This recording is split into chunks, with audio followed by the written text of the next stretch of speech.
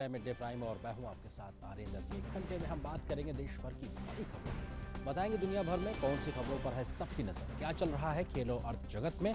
कुछ झलकियां भी होंगी फिल्म, कला और संस्कृति से जुड़ी खबरों की, लेकिन सबसे पहले इस वक्त की बड़ी खबरों पर डालते हैं नजर। प्रधानमंत्री नरेंद्र मोदी ने बिहार में शहर के बुनियादी ढांचे से जुड़ी 7 परियोजनाओं का वीडियो कॉन्फ्रेंसिंग के माध्यम से किया उद्घाटन और शिलान्यास। 541 करोड़ रुपए की विकास परियोजनाओं में जलापूर्ति, सीवरेज ट्रीटमेंट और रिवर फ्रंट जैसे परियोजनाएं शामिल। राज्यसभा में वायुयान संशोधन विधेयक चर्चा के बाद किया गया पारित। केंद्रीय नागरिक उड्डयन मंत्री हरदीप सिंह पुरी ने कहा, जुड़ी हुई संस्थाओं को मिलेगी सार्वजनिक मान्यता। ऋण शोधन अक्षमता और दिवाला संहिता वित्तीय संशोधन विधेयक को पटल पर रखा गया। रक्षा मंत्री राजनाथ सिंह लद्दाख पर सेना की स्थिति को लेकर आज लोकसभा में दे सकते हैं अपना वक्तव्य।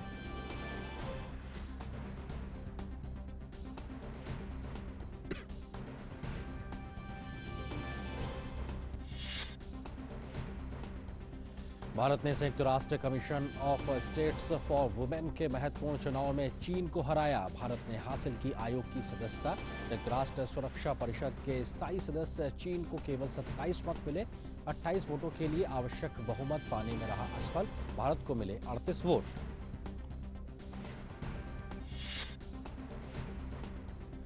सरकार ने प्याज की सभी किस्मों के निर्यात पर तत्काल प्रभाव से लगाई पाबंदी। घरेलू बाजार में प्याज की उपलब्धता बढ़ाने और कीमतों पर काबू पाने के लिए सरकार ने उठाया कदम। फैसले से घरेलू बाजार में प्याज की बढ़ेगी उपलब्धता।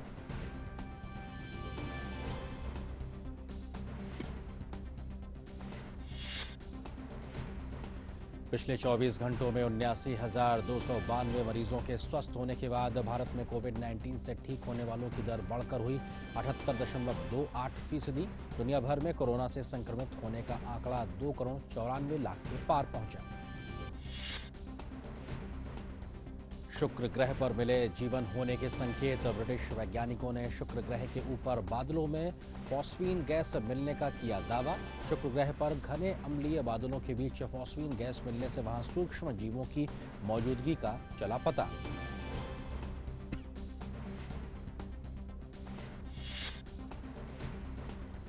दूरदर्शन का 61वां स्थापना दिवस आज 15 सितंबर 1959 को सार्वजनिक प्रसारक के तौर पर हुई थी स्थापना। अपनी विविध कवरेज, प्रामाणिक समाचार और लोकप्रिय मनोरंजन धारावाहिकों के जरिए बनाई है खास पहचान।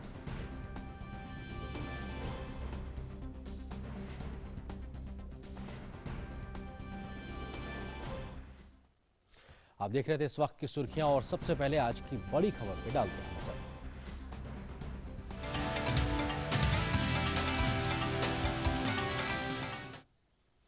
प्रधानमंत्री नरेंद्र मोदी ने आज बिहार को बड़ी विकास परियोजनाओं की सौगात दी है। प्रधानमंत्री मोदी ने शहरी बुनियादी ढांचे से जुड़ी महत्वपूर्ण 7 परियोजनाओं का उद्घाटन और शिलान्यास वर्चुअल माध्यम से किया है।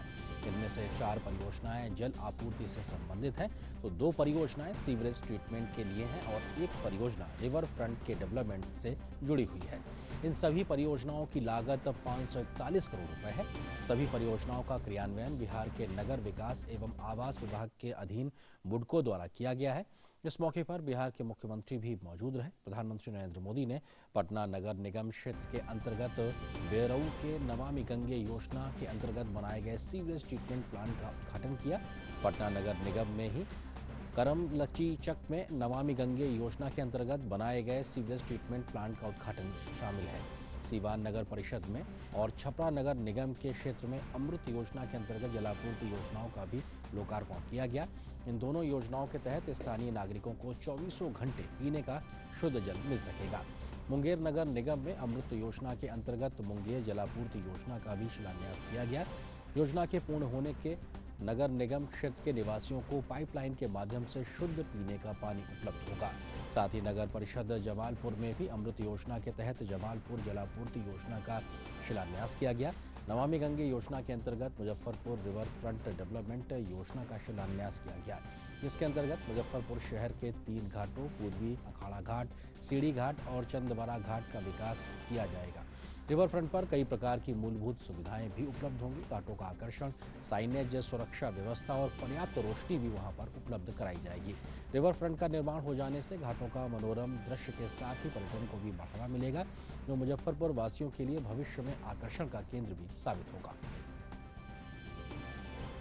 वहीं प्रधानमंत्री ने इंजीनियर्स डे के मौके पर देश भर के इंजीनियर्स को अभूतपूर्व योगदान देने के लिए उनकी सराहना की है। उन्होंने कहा कि भारतीय इंजीनियरों ने हमारे देश के निर्माण में और दुनिया के निर्माण में भी अभूतपूर्व योगदान किया है। हमें गर्व है कि हमारे इंजीनियर देश के विकास को मजबूती से आगे बढ़ा रहे हैं। हमारे भारतीय इंजीनियरों ने हमारे देश के निर्माण में और दुनिया में भी अभूतपूर्व योगदान किया है। चाहे काम को लेकर समर्पण हो या उनकी बारीक नजर भारतीय इंजीनियरों की दुनिया में एक अलग ही पहचान है। वहीं प्रधानमंत्री मोदी ने बताया कि मिशन अमृत और राज्य सरकार की योजनाओं के तहत बीते 4-5 वर्षों में बिहार के शहरी क्षेत्र में लाखों परिवारों को पानी की सुविधा से जोड़ा गया है। मिशन अमृत और राज्य सरकार की योजनाओं के तहत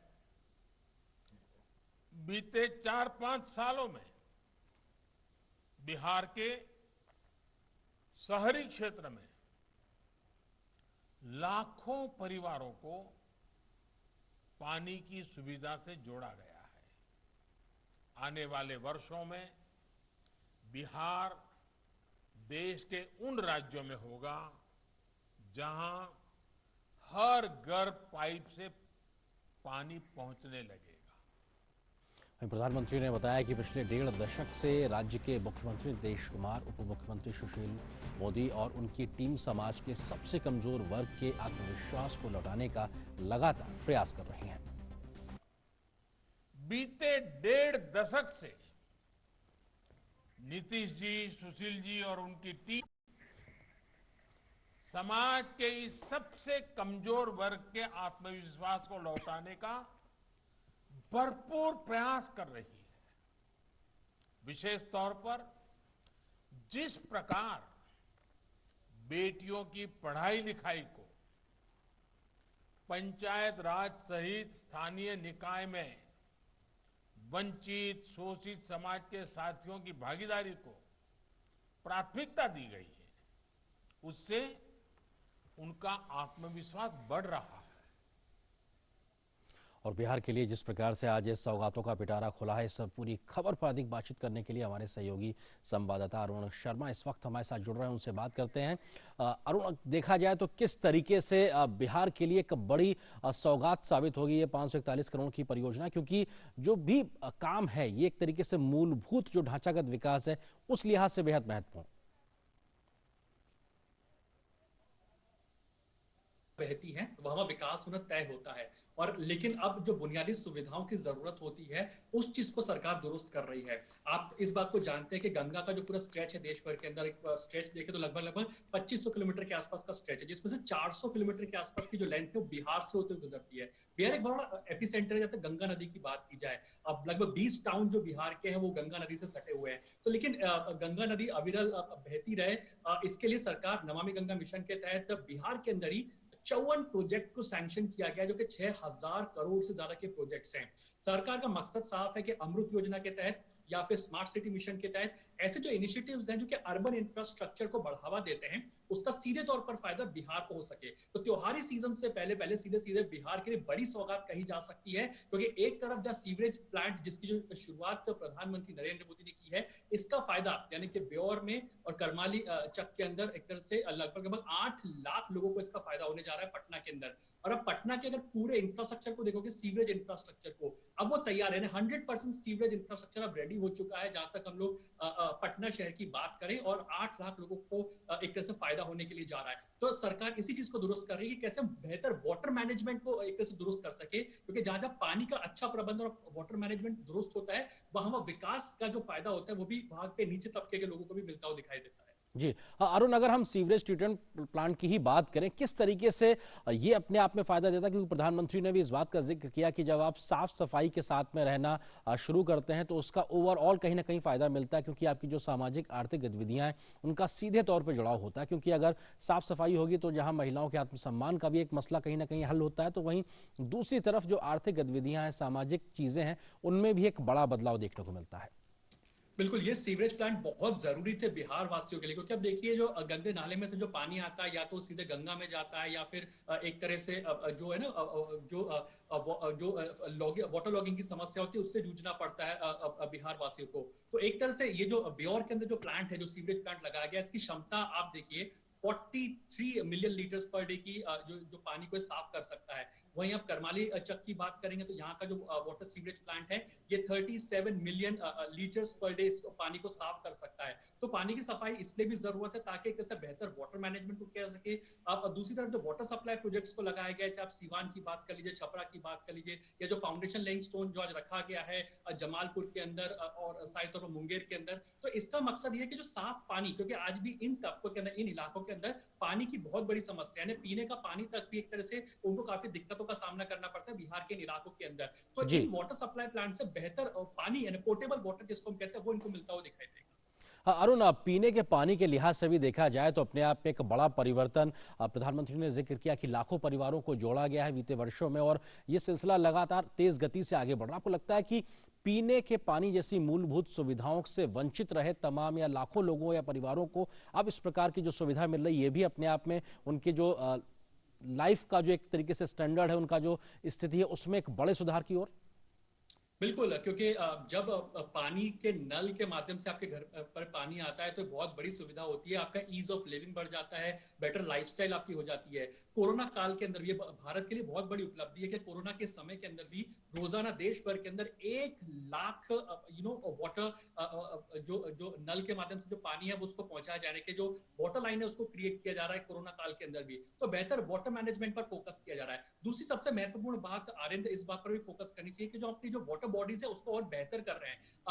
पटना से लेकर के भागलपुर तक का ये बहुत ही इंटरेस्टिंग डेस्टिनेशन है, क्योंकि ये जैसे डॉल्फिन के लिहाज से, क्योंकि सरकार ने जिस तरह से ऐलान किया, प्रधानमंत्री ने कहा है कि प्रोजेक्ट डॉल्फिन की शुरुआत की जा रही है। अब इस प्रोजेक्ट डॉल्फिन के तहत बिहार यानी पटना से लेकर के भागलपुर तक डॉल्फिन के रिजर्व्स के लिहाज से बहुत ही बड़ा एक तरह से ये डेस्टिनेशन माना जाएगा, जिसको अब सरकार डेवलप करने के लिए जा रही है। अब इससे ये हो कि फॉरेन टूरिस्ट का यहाँ पे आपको बढ़ता हुआ एक तरह से आपको इंटरेस्ट दिखाई देगा, टूरिज्म बढ़ता हुआ दिखाई देगा। और मुजफ्फरपुर में जिससे देखिए वाटर मैनेजमेंट के लिहाज से जो रिवर फ्रंट को डेवलप करने की बात कही जा रही है, तो पटना में एक तरह से देखिए यहाँ पे अब रिवर फ्रंट डेवलप हो चुका है। अब अहमदाबाद के साबरमती के लाइंस पर या वाराणसी में जैसे घाट्स को डेवलप किया गया है, पटना के अंदर जैसे रिवर डेवलपमेंट किया गया, रिवर फ्रंट को बनाया गया, उसी तर्ज पर अब टीयर 2 टीयर 3 टाउन यानी मुजफ्फरपुर जैसा टाउन भी है, अब वो ग्लोबल मैप पे आने जा रहा है बिकॉज ऑफ रिवर फ्रंट्स के लिहाज से। तो एक तरफ आप देखिए कि पटना से लेकर के भागलपुर तक ये इंटरेस्टिंगली डॉल्फिन के लिए बहुत बड़ा एक तरह से ये टूरिस्ट डेस्टिनेशन बनने जा रहा है, जहां सरकार का प्रोजेक्ट डॉल्फिन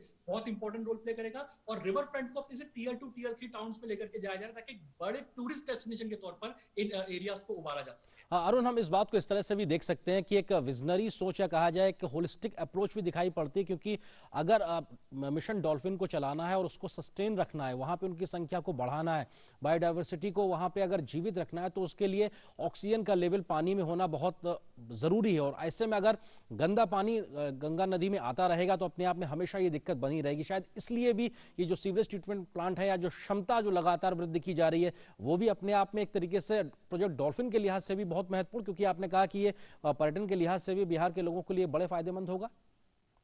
बिल्कुल होने जा रहा है। आप इसको इस तरह से समझिए कि सरकार का एक होलिस्टिक विजन है। मुजफ्फरपुर, क्योंकि ये एरिया आप देखिए कुछ ही दिनों के अंदर ग्लोबल मैप पर 2 रीजन की वजह से होने जा रहा है। आज लोग कहते हैं कि मुजफ्फरपुर मोस्ट पोल्यूटेड एरियाज में से माना जाता है, बहुत पोल्यूशन है वहां पर, गंदगी है। लेकिन मुजफ्फरपुर आप देखिए कुछ समय में इसकी पूरी तस्वीर बदलने जा रही है, क्योंकि आप देखिए कि इसी सप्ताह प्रधानमंत्री नरेंद्र मोदी ने जो गैस पाइपलाइन की शुरुआत की थी, जो कि बंका तक आ चुकी है, पैराडीप से हल्दिया से बंका तक आ चुकी है, अभी मुजफ्फरपुर तक जाने वाली है। दूसरी तरफ जो पाइपलाइन है जो कांडला से चली है वो एक तरह से मुजफ्फरपुर में जाकर के मिल जाएगी। तो लॉन्गेस्ट पाइपलाइन जो गैस पाइपलाइन जो देश में बन रही है उसका एपिसेंटर मुजफ्फरपुर होने जा रहा है। दूसरी तरफ देखिए कि जो मुजफ्फरपुर में एक तरह से वाटर जो रिवर डेवलपमेंट प्लांट को शुरुआत की जा रही है, वहीं इसके इतर आगे देख लीजिए यहाँ पर भागलपुर से लेकर के पटना तक के स्टेट में डॉल्फिन का विस्तार किया जा रहा है। तो मुजफ्फरपुर, भागलपुर, ये कुछ एरियाज है बिहार के अंदर, क्योंकि अभी तक बिहार में विकास का मतलब ज्यादा होता है कि पटना शहर का विकास हो जाए, वो बात था। लेकिन प्रधानमंत्री का फोकस अब छोटे शहरों पर है, टियर 2 टियर 3 टाउन्स पर है, विलेजेस के अंदर है। मुजफ्फरपुर जैसी जगह की बात कर लीजिए, भागलपुर जैसी जगह की बात कर लीजिए, ये ग्लोबल मैप में आपको आते हुए दिखाई देंगे जहां तक बिहार के नक्शे की अगर बात की जाए। जी, और अरुण, हम कह सकते हैं कि जिन परियोजनाओं का आज प्रधानमंत्री ने लोकार्पण भी किया, यानी कि शुरुआत भी कर दी है, ये भी एक बड़ा संकेत है कि समय से परियोजनाएं पूरी हो रही हैं और जो वायदा शिलान्यास के समय किया जाता है वो कम से कम समय पे पूरा होता है। तो इससे भरोसा भी पैदा होता है कि विकास की जो बयार बहाने की जो बात लगातार की जा रही है, उसके साथ में टाइमिंग भी कहीं ना कहीं एक बड़ा फैक्टर है। बिल्कुल टाइमिंग का फैक्टर, क्योंकि प्रधानमंत्री लगातार इस बात को हर मन से कहते हैं कि जिस प्रोजेक्ट की शिलान्यास मैं करूंगा, यानी कि जिसका फाउंडेशन लेइंग मैं करूंगा, इनॉग्रेशन भी हमारी सरकार ही करेगी। इससे पहले पटना के अंदर जो 9 सीवरेज जो प्लांट लगाए गए थे, उसकी शुरुआत भी प्रधानमंत्री नरेंद्र मोदी ने की थी। और आज जो एडिशनल 2 प्लांट्स की शुरुआत जो हुई है, जो हम ब्योर की बात कर ले या करमाली चक की बात कर ले, इसके आज इनॉग्रेशन भी प्रधानमंत्री नरेंद्र मोदी ने। अप्लाई प्रोजेक्ट की बात करें, जो कि प्राइमरीली आप देखिए कि जमालपुर के अंदर है, और साथ ही साथ जमालपुर के साथ साथ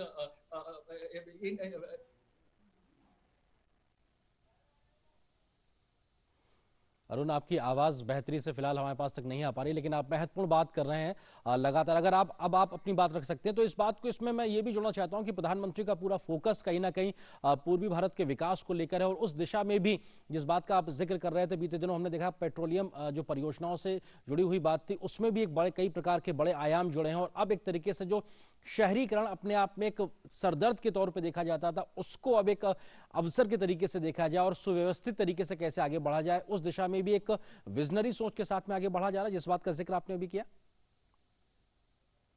बिल्कुल, देखिए सरकार कुछ इनिशिएटिव्स चला रही है। इन इनिशिएटिव्स का मकसद है कि कैसे हम अर्बन ट्रांसफॉर्मेशन कर सके। शहरीकरण एक तरह से रियलिटी ये है, अब शहरीकरण हो रहा है, अब शहरीकरण प्राइमरी टियर 2 टियर 3 टाउन्स में पहुंच रहा है। हमें इसमें एक तरह से अवसर तलाशने की जरूरत है। सरकार ने अमृत मिशन की शुरुआत की है, इसका मकसद है कि कैसे अर्बन ट्रांसफॉर्मेशन किया जा सके। सरकार ने स्मार्ट सिटी मिशन की शुरुआत की कि जो देश के जो 100 शहर है उनको एक तरह से ग्लोबल स्टैंडर्ड का बनाया जा सके, और उसी तरह से इसका फायदा बिहार को भी होता हुआ दिखाई देगा। तो एक तरफ से स्मार्ट सिटीज जैसे मिशन का फायदा, दूसरी तरफ बिहार एक बहुत बड़ा बेल्ट है, यानी कि गंगा के लिहाज से देखा, गंगा नदी के लिहाज से देखा जाए तो बिहार एक बहुत बड़ी बेल्ट पड़ती है। 20 टाउन गंगा किनारे पड़ते हैं जहां तक बिहार की बात की जाए। 400 किलोमीटर के आसपास का स्ट्रेच बिहार के अंदर है। और साथ ही साथ गंगा ग्राम बनाने की बात की, यानी कि जो छोटे छोटे गांव हैं, वहां पर एक तरह से उन गांव को विकसित करने की बात कही, जो गंगा किनारे की, कैसे पानी का फायदा सीधे वहां के गांववासी को हो सके। तो विकास का फायदा केवल अर्बन लेवल पर नहीं, लेकिन गांव गांव तक पहुंच सके, इस बात पर सरकार का फोकस यहाँ पर आता है। बिल्कुल, और एक तरीके से वो एक होलिस्टिक अप्रोच, समग्र एक सोच भी कहीं ना कहीं इसमें दिखाई पड़ रही है। शुक्रिया अरुण इस तमाम बातचीत के लिए और विस्तार से इस बात को हमारे सामने रखने के लिए। और अब नजर डालते हैं देश की अन्य प्रमुख राष्ट्रीय खबरों पर।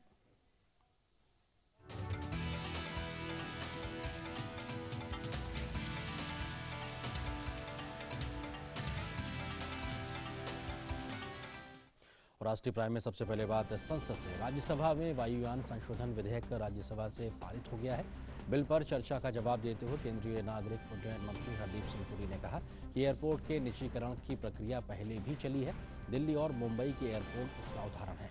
उन्होंने विमान दुर्घटनाओं के आंकड़ों का जिक्र करते हुए कहा कि मोदी सरकार से पहले विश्व स्तर पर विमान दुर्घटनाओं की दर 3.06 थी और भारत की 2.8 थी, जबकि 2019 में विश्व की विमान दुर्घटनाओं की दर 3.02 हो गई है और भारत की 0.82 ही रही है।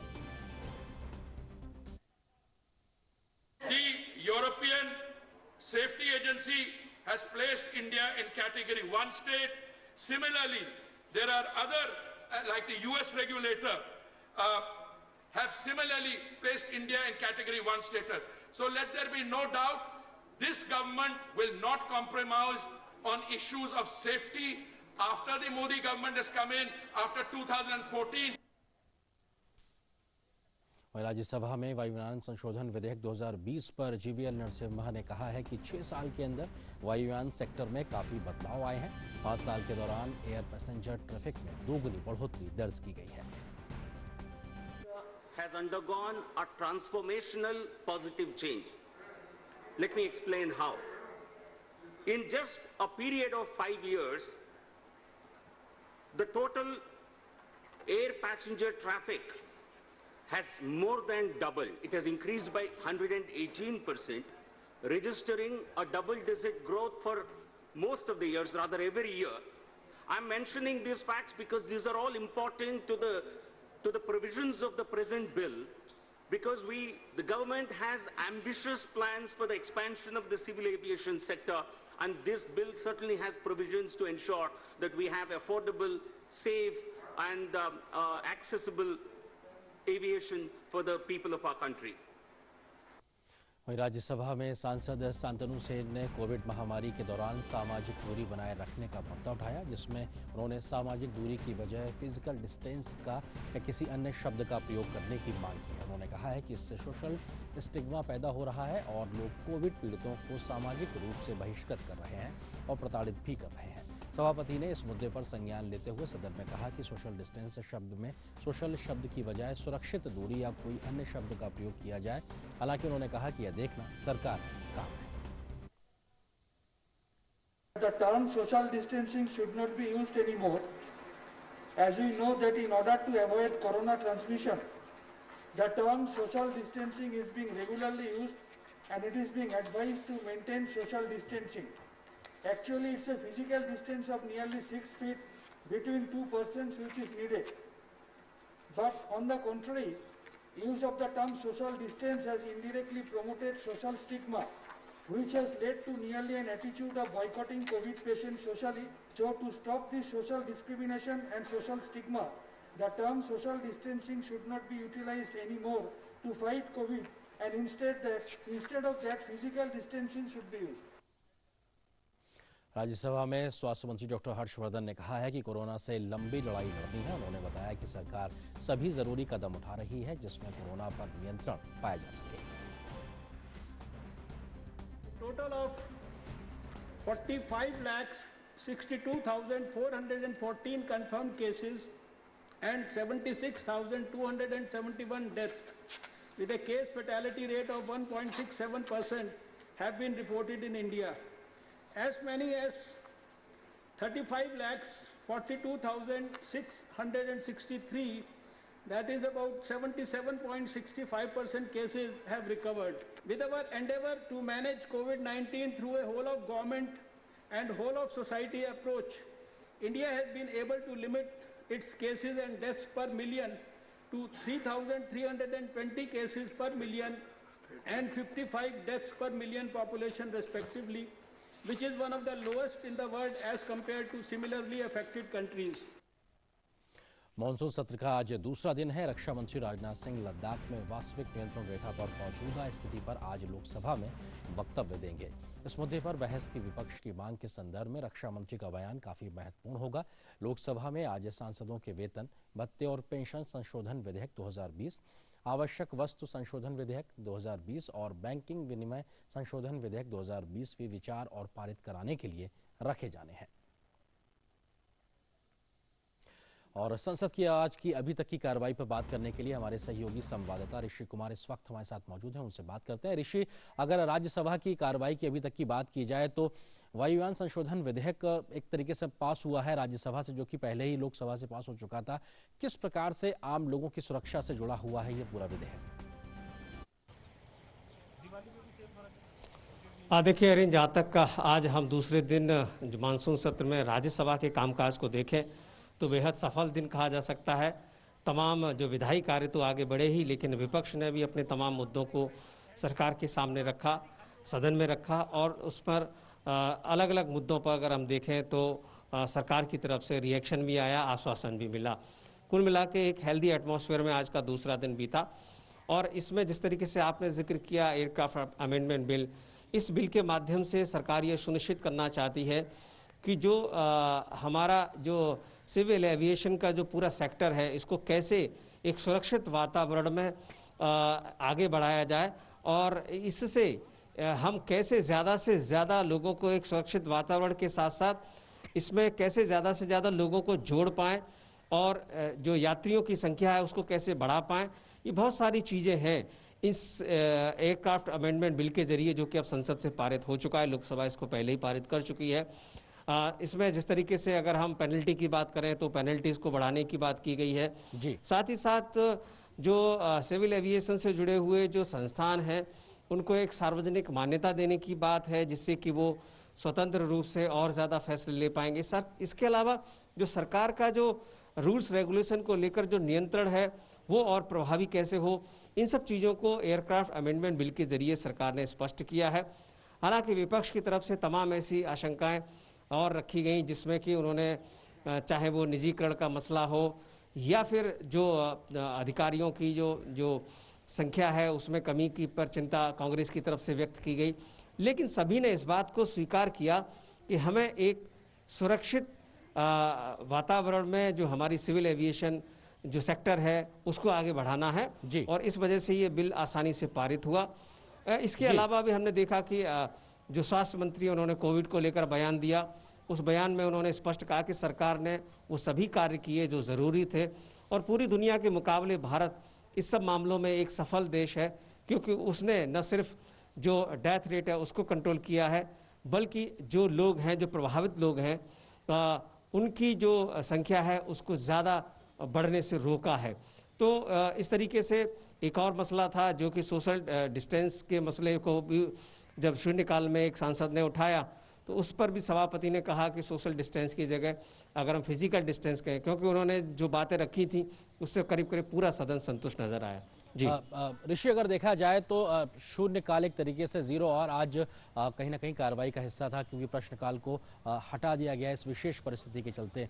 क्या क्या अहम मसले आज इस शून्यकाल में उठाए गए हैं सदस्यों के माध्यम से? देखिए, जहाँ तक शून्यकाल की बात करें तो स्पेशल मेंशन को के अलावा करीब आधा घंटे का शून्यकाल रखा गया। पहले शुरुआत में सभापति की कोशिश थी कि ज़्यादा से ज़्यादा लोगों को बोलने का मौका मिले, लेकिन सदस्य चाहते थे कि कम से कम 3 मिनट उन्हें बोलने को मिले, तो इस वजह से करीब 10 से 11 लोगों ने इस पर मुद्दा रखा अपना और अपनी बातें रखी। जैसे कि हमने जिक्र किया, सोशल डिस्टेंसिंग का मसला उठा, जिस पर खुद चेयरमैन ने संज्ञान लिया और कहा कि अगर ऐसा है जिसकी वजह से अगर कोई सामाजिक अलगाव बढ़ रहा है एक दूसरे के प्रति और जो आक्रोश बढ़ रहा है, तो उस पर हम दूसरे शब्द का चयन कर सकते हैं, इसमें कोई गुरेज नहीं है, सरकार इसको देख सकती है। इसके अलावा जो नरेगा का मसला था वो कई सदस्यों की तरफ से उठाया गया, खासतौर से कांग्रेस की तरफ से। मनरेगा के माध्यम से जो रोजगार ग्रामीण क्षेत्रों में 100 दिन का है उसे 200 दिन करने की उन्होंने मांग की। ज़्यादा जो पैसा है 300 रुपये का प्रतिदिन के हिसाब से मांग की उन्होंने। इसके अलावा जया बच्चन ने फिल्म इंडस्ट्री से संबंधित एक प्रश्न रखा सरकार के सामने कि जिस तरीके से वहाँ पर जो वातावरण बन रहा है, इंडस्ट्री के लोगों को आपस में एक दूसरे को टारगेट किया जा रहा है और ख़ास तौर से सोशल मीडिया में जो एक छवि निकल कर आ रही है इंडस्ट्री की, उस पर उन्होंने चिंता व्यक्त की, जिस पर कि सदन में सभी सदस्य सहमत थे कि हमें किसी भी इंडस्ट्री के प्रति जो नैरेटिव बन रहा है, नेगेटिव नैरेटिव, उससे बचना चाहिए। इस तरीके से तमाम ऐसे मुद्दे थे। आंध्र प्रदेश के जो मुद्दा था, कोलावरम का जो प्रोजेक्ट है, उस पर वित्त मंत्री ने भी कहा कि इस पर उन्होंने बाकायदा वहाँ के वाटर रिसोर्स मिनिस्टर और जो संबंधित मंत्री हैं उनसे बात की है और इसमें जो सरकार है, केंद्र सरकार है, वो लगातार मॉनिटरिंग कर रही है, उसकी नज़र है और इसको पर्याप्त समय में आगे बढ़ाने का जो प्रयास है वो होगा। इसके अलावा और जो आंध्र प्रदेश का एक मसला था जिसमें जल बंटवारे से संबंधित था, इस तरीके से हम देखें तो तमाम ऐसे मुद्दे शून्यकाल में विपक्ष के द्वारा रखे गए, जिससे विपक्षी जो सांसद थे बेहद संतुष्ट भी नजर आए। जी ऋषि, अगर बात की जाए अब जब राज्यसभा के बाद लोकसभा की कार्रवाई होगी तो उसमें एक महत्वपूर्ण रक्षा मंत्री का बयान संभावित है। अपने आप में इस बयान पे भी सबकी निगाह रहेगी, किस तरीके से देखा जाए, क्योंकि चीन के साथ जो एक असहज स्थिति LAC पे चल रही, उसके बाद में रक्षा मंत्री का संसद के पटल पर बयान, सभी को इंतजार है। बिल्कुल, अभी जो हम देखेंगे कि 3 बजे से जब लोकसभा शुरू होगी तो उसमें जो रक्षा मंत्री का जो बयान है, ख़ासतौर से जो लद्दाख और आसपास के जो सीमावर्ती इलाकों से संबंधित जो वस्तु स्थिति है, उस पर रक्षा मंत्री जब कोई अपना बयान में चीज़ों को सामने रखेंगे, क्योंकि कल हमने देखा था कि विपक्ष बार बार इस बात को इंगित कर रहा था कि प्रश्नकाल नहीं रखा गया। सरकार ने कहा, चेयर की तरफ से भी आश्वस्त किया गया कि जब भी कोई मिनिस्टर किसी भी वक्तव्य देता है तो उसको प्रश्नों के माध्यम से आप संतुष्ट हो सकते हैं। प्रश्न पूछने का आपको पूरा अधिकार होगा, चर्चा के दौरान प्रश्न पूछने का अधिकार होगा। और ये बात हमने आज राज्यसभा में भी देखी, जब केंद्रीय स्वास्थ्य मंत्री कोविड को लेकर बयान दे रहे थे, तब भी चेयरमैन ने कहा कि इस पर सवाल जो बनते हैं, और उन्होंने बताया कि 10 से 11 सांसदों ने इस पर प्रश्न रखे हैं, तो उनका जो जवाब है वो कल वो अपने पूछ सकते हैं। अगर चर्चा होती है तो चर्चा के माध्यम से पूछ सकते हैं, और ना क्लैरिफिकेशन अलग से पूछ सकते हैं। तो इन सब ये जो प्रोसीजर है, जिसमें विपक्ष और सत्ता पक्ष को साथ लेकर एक वातावरण है, जिसमें कि हमारा ये मानसून सत्र शुरू हुआ है, उसके लिहाज से ये जो बयान होगा उस पर न सिर्फ सत्ता पक्ष विपक्ष बल्कि देश भर की निगाहें होंगी कि हमारा इस पूरे मसले पर स्टैंड क्या है, वस्तु स्थिति क्या है। बिल्कुल, शुक्रिया ऋषि। इस बातचीत और अपडेट्स के लिए आप रखिए संसद की गतिविधियों पर नजर। आगे भी हम आपसे अपडेट्स लेते रहेंगे। यहाँ से अब आगे बढ़ते हैं और अगली खबर की ओर रुख करते हैं। भारत ने संयुक्त राष्ट्र commission on states for women के महत्वपूर्ण चुनाव में चीन को हरा दिया है। संयुक्त राष्ट्र के commission on the states of women CSW के एक महत्वपूर्ण चुनाव में भारत ने चीन को हराकर आयोग की सदस्यता हासिल की है। यह वैश्विक निकाय लिंग समानता और महिला सशक्तिकरण के क्षेत्र में काम करता है। CSW संयुक्त राष्ट्र आर्थिक एवं सामाजिक परिषद यानी ECOSOC का एक कार्यात्मक आयोग है। 54 सदस्यीय ECOSOC ने सोमवार को जनरल असेंबली हॉल में अपने 2021 सत्र की पहली बैठक आयोजित की, जिसमें एशियाई देशों की 2 सीटों के लिए अफगानिस्तान, भारत और चीन एक साथ चुनाव मैदान में थे। संयुक्त राष्ट्र में राजदूत अढेला राज के नेतृत्व में अफगानिस्तान को 39 मत मिले और भारत को 54 मतपत्रों में से 38 मतपत्र मिले। संयुक्त राष्ट्र सुरक्षा परिषद के स्थायी सदस्य चीन को केवल 27 मत मिले और उसे 28 वोटों के लिए आवश्यक बहुमत पाने में वो असफल रहा। वहीं संयुक्त राष्ट्र में भारत के स्थायी प्रतिनिधि TS तिरुमूर्ति ने ट्वीट किया है, भारत ने प्रतिष्ठित ECOSOC निकाय में सीट जीती। भारत को महिला commission on states for women को सदस्य चुना गया। यह लैंगिक समानता और महिला सशक्तिकरण को बढ़ावा देने के लिए हमारी प्रतिबद्धता को परिणाम है। हम सदस्य देशों को उनके समर्थन के लिए धन्यवाद देते हैं।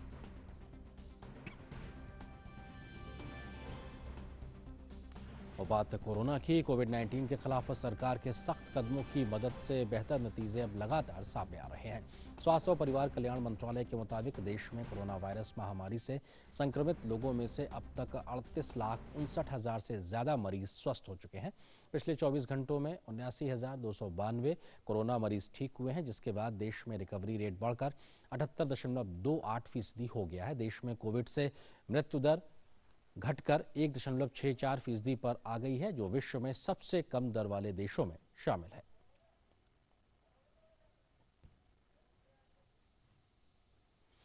भारतीय चिकित्सा अनुसंधान परिषद ने बताया है कि देश में 14 सितंबर तक कोरोना वायरस के लिए कुल 5,83,12,273 सैंपल टेस्ट किए गए, जिनमें से 10,72,845 सैंपल टेस्ट कल किए गए। और फिलहाल मिड डे प्राइम में एक छोटे से ब्रेक के लिए रुकते हैं।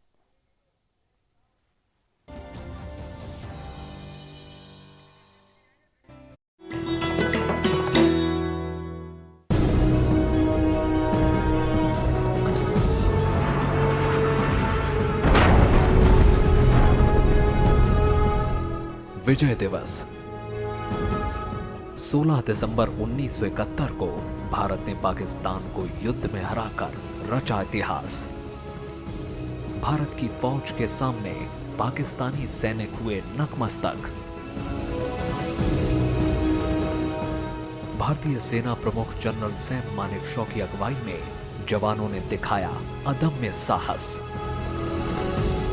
महज 13 दिनों में पाकिस्तान के 93,000 सैनिकों को चटाई धूल।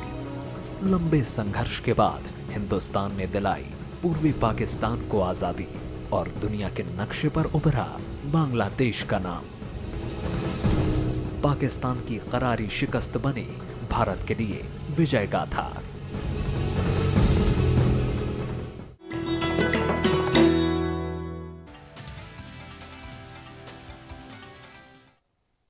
और व्यापार प्राइम की खबरों को लेकर मेरे साथ मौजूद है मेरी सहयोगी आंचल। क्या बड़ी खबरें अगर अर्थ जगत की बात की जाए आंचल? तो शुक्रिया आरेंद्र। तो हम आज अर्थ जगत की शुरुआत अच्छी खबर से कर रहे हैं और खबर है महंगाई के मोर्चे से। अगर अगस्त की बात करें तो महंगाई के मोर्चे पर थोड़ी राहत मिलती हुई नजर आ रही है।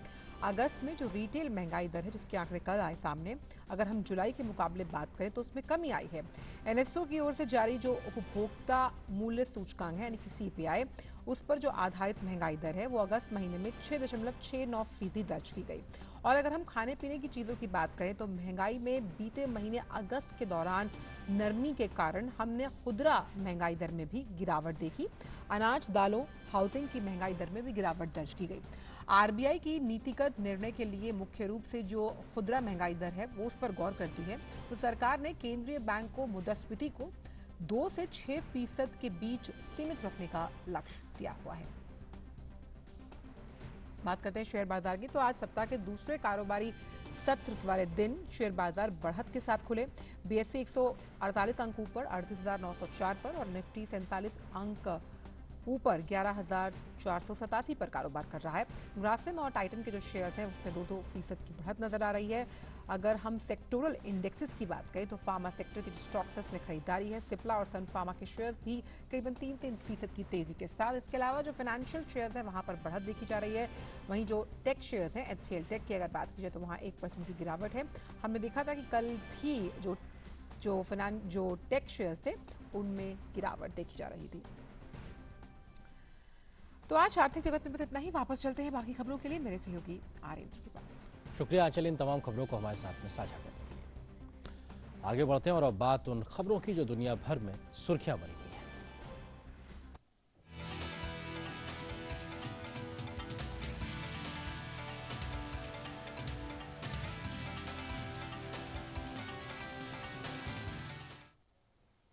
और पहले बात ब्रिटेन की। ब्रिटेन सरकार ने इंटरनल मार्केट बिल पर मतदान जीत लिया है, जो कि यूरोपीय संघ से अलग होने वाले समझौते के कुछ हिस्सों का उल्लंघन कर सकता है। बिल के पक्ष में 340 और विरोध में 263 सदस्यों ने मतदान किया है। आंतरिक बाजार विधेयक के रूप में जाना जाने वाला ये विधेयक यूरोपीय संघ के साथ कोई समझौता नहीं होने पर ब्रिटेन के 4 देशों के बीच व्यापार को बाधित करने से रोकने के लिए लाया गया है। सांसद अब इस बात पर बहस करेंगे कि क्या संसद को विधेयक के सबसे विवादित हिस्सों के क्रियान्वयन को मंजूरी देनी चाहिए या नहीं। यूरोपीय संघ ने ब्रिटेन से सितंबर के अंत तक बिल के मुख्य भागों को हटाने की मांग की है और यदि ऐसा नहीं होता है तो वर्ष के अंत में कोई व्यापार सौदा नहीं होगा। गौरतलब है कि ब्रिटेन 31 दिसंबर तक यूरोपीय संघ के नियमों के लिए बाध्य है। दुनिया भर में कोरोना वायरस के कुल संक्रमित मामलों की संख्या 2,94,33,457 के ऊपर पहुंच गई है। कोरोना वायरस से उबरने वाले लोगों का आंकड़ा भी 2,12,00,000 के ऊपर जा चुका है। दुनिया भर में कोरोना वायरस के कारण अब तक 9,32,390 लोग अपनी जान गंवा चुके हैं। कोरोना वायरस के सबसे ज्यादा मामले अमेरिका में देखने को मिले हैं, जिनकी संख्या 67,48,000 को पार कर गई है। वहीं इस महामारी से मरने वालों की संख्या 1,98,000 अमेरिका में पहुंच गई है। गौरतलब है कि कोविड-19 वैक्सीन पर हुई प्रगति के बाद अमेरिका में शेयर बाजार में उछाल देखने को मिला है। चीन की 4 कंपनियों को और एक विनिर्माण इकाई को अपना सामान अमेरिका भेजने से रोक दिया गया है। चीन के इस क्षेत्र में जातीय अल्पसंख्यकों के खिलाफ चलाए जा रहे व्यापक अभियान के तहत लोगों को जबरदस्ती काम पर लगाने की शिकायतों के बाद इन कंपनियों के सामान पर अमेरिका ने रोक लगाई है। अमेरिका के सीमा शुल्क और सीमा सुरक्षा विभाग ने जारी आदेश में इन कंपनियों से कपास, कपड़े और कंप्यूटर उपकरणों के आयात पर रोक लगा दी है। चीन के अधिकारियों ने कथित रूप से 10 लाख से अधिक लोगों को हिरासत के शिविरों में रखा हुआ है। अमेरिकी अधिकारियों ने केश उत्पाद बनाने वाली एक कंपनी के सामान के आयात पर भी प्रतिबंध लगा दिया है। आरोप है कि यह कंपनी वीगर और अन्य जातीय अल्पसंख्यकों के जबरदस्ती काम कराती है। अमेरिका के गृह विभाग के कार्यवाहक उपमंत्री केन कुसीलेनी ने चीन के इन दावों को गलत बताया कि केश उत्पाद बनाने वाली कंपनी कौशल प्रशिक्षण केंद्र है। अमेरिका के 1930 के शुल्क कानून के अंतर्गत उन सभी सामानों के आयात पर प्रतिबंध लगाने का प्रावधान है जिनके उत्पादन में बंदियों या बंधुआ मजदूरों से काम कराया जाता है। अमेरिकी राष्ट्रपति डोनाल्ड ट्रंप ने जंगलों में लगी आग को लेकर कैलिफोर्निया के अधिकारियों से की आलोचना की है। राष्ट्रपति ट्रंप का कहना है कि जलवायु परिवर्तन पर वैज्ञानिकों के अनुमान सही नहीं है। इस दौरान कैलिफोर्निया के गवर्नर गेविन न्यूसोम ने भी स्वीकार किया है कि उनके राज्य में वनों के प्रबंधन के लिए पर्याप्त कदम नहीं उठाए गए हैं। वहीं राज्य का बचाव करते हुए कैलिफोर्निया के गवर्नर ने कहा कि जंगलों में आग लगने का मुख्य कारण ग्लोबल वार्मिंग है। इसके अलावा गवर्नर ने राष्ट्रपति ट्रंप को यह भी याद दिलाया कि राज्य में 57% जंगल राज्य के तहत नहीं बल्कि संघीय प्रबंधन के तहत आते हैं। ग्रीनलैंड में स्थित बर्फ के पहाड़ का एक बड़ा हिस्सा उत्तरी पूर्वी आर्कटिक में टूट गया है। वैज्ञानिकों का मानना है कि यह तेजी से हो रहे जलवायु परिवर्तन का साक्ष्य है। National geological survey of Denmark and Greenland ने सोमवार को बताया कि हिमनद का जो हिस्सा टूटा है वह 110 वर्ग किलोमीटर का बड़ा हिस्सा है। यह एक बड़े पहाड़ से टूटा है जो करीब 80 किलोमीटर लंबा और 20 किलोमीटर चौड़ा है। हिमनद उत्तरी पूर्वी ग्रीनलैंड आइस स्ट्रीम के अंत में है, जहां से वह जमीन से समुद्र में प्रवेश करेगा। GEUS नामक सर्वेक्षण के अनुसार उत्तर पूर्वी ग्रीनलैंड में स्थित आर्कटिक के सबसे बड़े बर्फ के पहाड़ के पिघलने की वार्षिक दर पर ऑप्टिकल सैटेलाइट इमेजरी की मदद से नजर रखी जा रही है। 1999 से अभी तक इस पहाड़ से 160 वर्ग किलोमीटर का हिमनद टूट चुका है, जो न्यूयॉर्क में मैनहट्टन के क्षेत्रफल के 2 गुना है।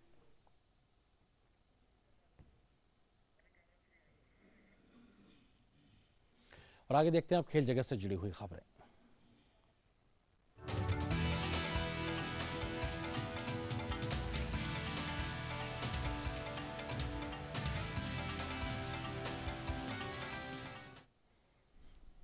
और खेल प्राइम को लेकर हमारे साथ मौजूद है मेरे सहयोगी मुकेश शुक्ला। मुकेश, क्या बड़ी खबरें अगर खेल के मैदान की बात की जाए तो बिल्कुल बहुत बहुत शुक्रिया आरेंद्र। इंग्लिश प्रीमियर लीग की बात करेंगे तो चेल्सी ने इंग्लिश प्रीमियर लीग के नए सीजन में अपने सफर की शुरुआत जीत के साथ की है। टीम ने एमएक्स स्टेडियम में खेलेगा मुकाबले में ब्राइटन की टीम को 3-1 से हरा दिया है। चेल्सी के लिए पहला गोल पेनल्टी के जरिए जोरिनो ने 23वें मिनट में किया, जबकि दूसरा गोल 56वें मिनट में और तीसरा 66वें मिनट में आया। ये गोल रीस जेम्स और कुर्त ज़ाउमा ने किया। वहीं ब्राइटन के लिए एकमात्र गोल 54वें मिनट में लियोनार्डो ट्रोसर्ड ने किया। वहीं एक अन्य मुकाबले में वॉल्वरहैम्पटन वॉन्डर्स ने शेफील्ड यूनाइटेड की टीम को 2-0 से हराकर प्रतियोगिता में जीत के साथ अपनी शुरुआत की है। ये दोनों गोल वॉल्व्स की टीम शुरुआती समय में किया गया। पहला गोल सिर्फ 30वें मिनट में रॉयल जेमनेज ने किया, जबकि दूसरा गोल रोमैन रेस ने अपने कदमों से किया। वहीं दुनिया के पूर्व नंबर 1 टेनिस खिलाड़ी ब्रिटेन के एंडी मरे को फ्रेंच ओपन में वाइल्ड कार्ड मिला है। ग्रैंड स्लैम में वाइल्ड कार्ड पाने वाले 8 खिलाड़ियों में से मरे अकेले गैर फ्रांसीसी खिलाड़ी हैं। चोट के कारण उनकी रैंकिंग खिसक कर 129 तक पहुंच चुकी है। उन्हें यूएस ओपन में भी वाइल्ड कार्ड मिला था, लेकिन वह दूसरे दौर में हार गए। वहीं 2016 में फ्रेंच ओपन फाइनल में पहुंचे थे। महिला वर्ग में कनाडा की यूजनी बुचार्ड और बुल्गारिया की स्वेताना प्रेंकोवा को वाइल्ड कार्ड एंट्री मिली है। वहीं कोरोना वायरस महामारी के बीच शीर्ष टीमों ने नाम वापस लेने के कारण विश्व बैडमिंटन महासंघ ने डेनमार्क में होने वाले थॉमस और उबेर कप टूर्नामेंट मंगलवार को अगले साल तक के लिए स्थगित कर दिए हैं। भारत ने 3 से 11 अक्टूबर तक डेनमार्क के आर्हस में होने वाले टूर्नामेंट के लिए महिला और पुरुष दोनों टीम की घोषणा कर दी थी। कोरोना महामारी के कारण हालांकि थाईलैंड, ऑस्ट्रेलिया, चीनी ताइपे और अल्जीरिया के बाद शुक्रवार को इंडोनेशिया और दक्षिण कोरिया ने भी नाम वापस ले लिया, जिसकी वजह से BWS ने रविवार को आपात वर्चुअल बैठक बुलाई और BWF ने यह भी कहा कि डेनमार्क ओपन पूर्व निर्धारित कार्यक्रम के अनुसार 13 से 18 अक्टूबर तक ओडेंसा में होंगे, लेकिन 20 से 25 अक्टूबर तक होने वाले विक्टर डेनमार्क मास्टर रद्द कर दिया गया। तो खेल प्राइम में फिलहाल इतना। आगे की खबरों के लिए सीधे चलते हैं आरेंद्र के पास। शुक्रिया मुकेश इन तमाम खबरों को हमारे साथ साझा करने के लिए। और अब आगे बढ़ते हैं और बारी है हमारे अगले सेगमेंट लाइव प्राइम की।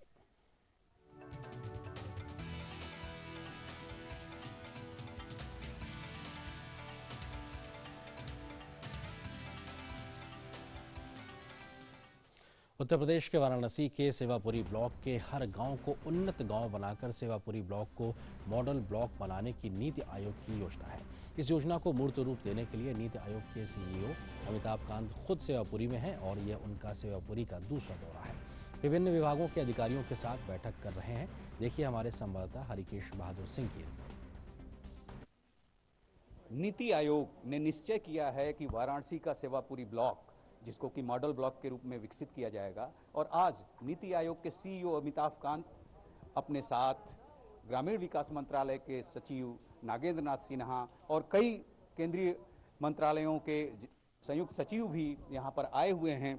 राज्य सरकार की एजेंसीज, जिला प्रशासन, और ढेर सारे लोग यहाँ पे मीटिंग कर रहे हैं कि सेवापुरी जो ब्लॉक है उसको मॉडल ब्लॉक कैसे बनाया जाए, कितना काम हुआ है और कितना काम करने की ज़रूरत है। Camera person doctor Ajay Verma के साथ doctor Harkesh Bahadur Singh Gautam, TD news, Varanasi. आज दूरदर्शन का स्थापना दिवस है। साल 1959 में 15 सितंबर को सार्वजनिक प्रसारक के तौर पर दूरदर्शन की स्थापना हुई थी। दूरदर्शन ने अपने पसंदीदा यादगार धारावाहिकों के प्रसारण के लिए डीडी रेट्रो चैनल शुरू किया है। डीडी रेट्रो पर रामायण, महाभारत, बुनियाद जैसे धारावाहिकों का पुनः प्रसारण भी किया जा रहा है। अरुण प्रभा जैसे चैनल की भी नए तरीके से शुरुआत की गई है।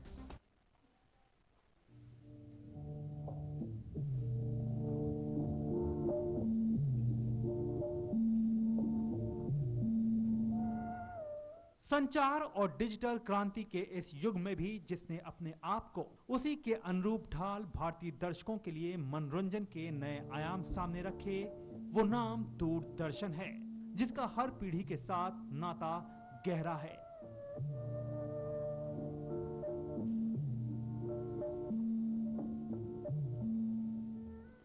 पंद्रह सितंबर 1959 को लोक प्रसारक के तौर पर दूरदर्शन की स्थापना हुई।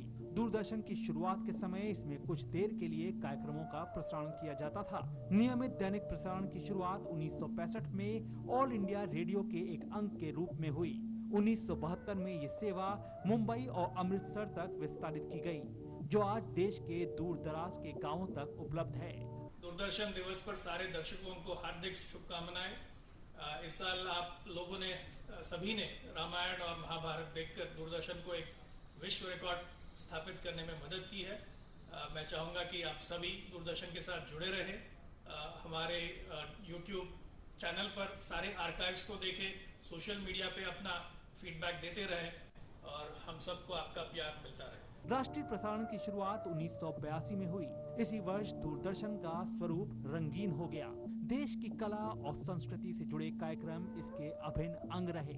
61 साल की सेवा दूरदर्शन ने आज पूरी करी है। बहुत बड़ा योगदान रहा है देश निर्माण में दूरदर्शन का। हम सबकी लाइफ से दूरदर्शन हमेशा जुड़ा रहा है। पिछले एक साल में भी कोविड के दौरान हमने देखा जितनी सकारात्मक भूमिका दूरदर्शन ने निभाई है, सभी नागरिकों को जागरूक करने की, सावधान करने की, खतरों से कोविड के पूरे सावधानियों का पालन करने की। मेरे हिसाब से किसी भी और मीडियम को इतना सशक्त रोल नहीं रहा है जितना दूरदर्शन का रहा है। और 61वें फाउंडेशन दिवस पर मेरी दूरदर्शन को बहुत बहुत बधाई। दूरदर्शन पर 1980 के दशक में प्रसारित होने वाले कार्यक्रमों में रजनी, चित्रहार, रामायण, महाभारत, नुक्कड़ समेत कई अन्य लोकप्रिय कार्यक्रमों ने देश भर में अपना एक खास दर्शक वर्ग ही नहीं तैयार किया, बल्कि गैर हिंदी भाषी राज्यों में भी इन धारावाहिकों को जबरदस्त लोकप्रियता मिली। दूरदर्शन ने आज अपनी गौरवमयी यात्रा के 61 वर्ष पूर्व किए हैं। इस दौरान देश की जनता ने दूरदर्शन को भरपूर स्नेह दिया है और दूरदर्शन के कार्यक्रमों, दूरदर्शन के समाचार को बहुत पसंद किया है, क्योंकि दूरदर्शन ने पिछले 6 दशकों में अपने समाचार और कार्यक्रम दोनों में नैतिक स्तर को बनाए रखा है। मैं आश्वासन देता हूं कि आगे आने वाले समय में भी दूरदर्शन के जो दर्शक हैं वो पूरे देश में ही नहीं, जो कि विश्व भर में फैले हुए हैं, वे मनोरंजक कार्यक्रम और निष्पक्ष समाचार हमारी तरफ से पाते रहेंगे। आज के बदलते दौर के बीच भी दूरदर्शन ने अपनी उसी पहचान को बरकरार रखा है और हर दर्शक के दिल में अपनी एक अलग जगह बनाई है। लोक प्रसारक होने के नाते दूरदर्शन ने सूचना, संदेश और मनोरंजन के साथ साथ राष्ट्र को एक सूत्र में जोड़ने का काम भी किया है। आज के दौर में तमाम चैनलों की भीड़ में भी दूरदर्शन ने अपनी एक अलग पहचान दर्ज की है। कैमरामैन आनंद कुमार के साथ गिरीश निशाना, डीडी न्यूज, दिल्ली। और दूरदर्शन के स्थापना दिवस पर केंद्रीय सूचना और प्रसारण मंत्री प्रकाश जावड़ेकर ने ट्वीट करते हुए कहा है कि दूरदर्शन अपने जीवन का भाग है। रामायण, महाभारत से लेकर न जाने कितने अच्छे कार्यक्रम दूरदर्शन ने दिए। आज भी भारत का लोक सेवा प्रसारक दूरदर्शन, डीडी न्यूज़, डीडी किसान, डीडी भारती, डीडी नेशनल और डीडी रेट्रो इतने चैनल्स के द्वारा निरंतर हम सबसे जुड़ा हुआ है।